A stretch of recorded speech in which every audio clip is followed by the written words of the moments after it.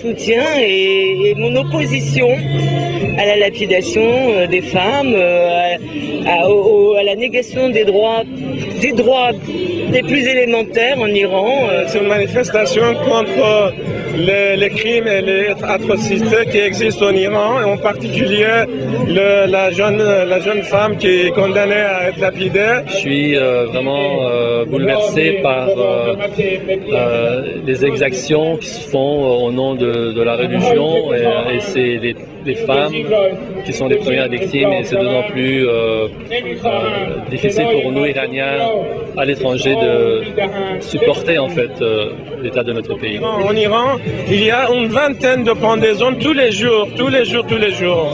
Donc on essaie de sensibiliser la population française pour agir et mettre la pression sur ces mondes-là, moyenâgeux et rétrogrades et misogynes. Les pendaisons, les lapidations, ça fait peur ça aux gens.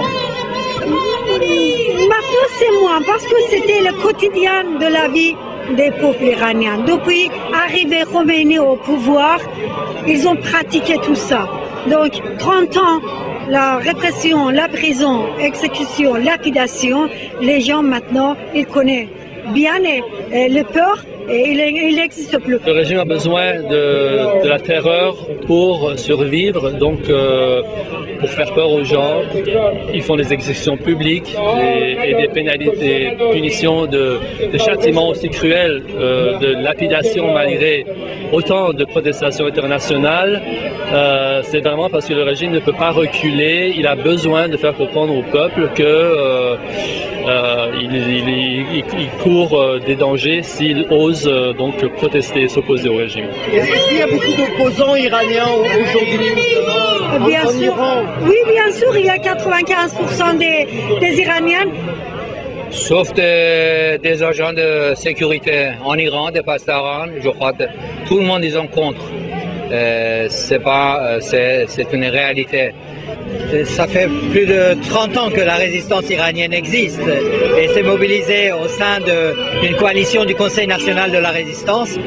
Et il y a eu, au fil de ces années, des mollahs, près de 120 000 personnes parmi les rangs de cette résistance qui ont été exécutées. Et après les élections, il y a eu quelques manifestations qui ont été réprimées assez violemment.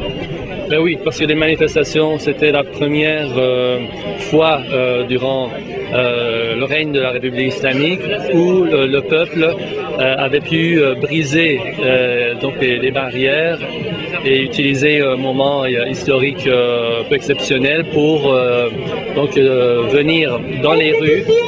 Et on a vu que le peuple iranien ne veut pas de ce régime, que la majorité des Iraniens veulent le départ de ce régime.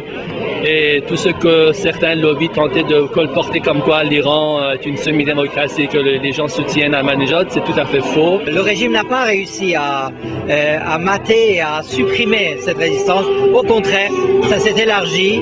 Aujourd'hui, tout Iranien est un résistant, tout Iranien est contre le régime. Le peuple iranien aspire à une démocratie, à un système laïque, basé sur l'égalité.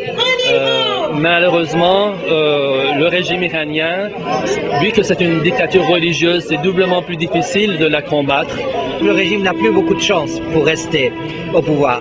Il a bénéficié beaucoup de soutien dans les pays occidentaux, de la part des lobbies, de la part des États qui avaient des intérêts en Iran.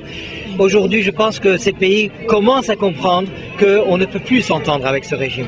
Cela peut être bénéfique pour le peuple iranien, mais finalement, c'est ce peuple, lui seul, qui viendra à bout de ce régime.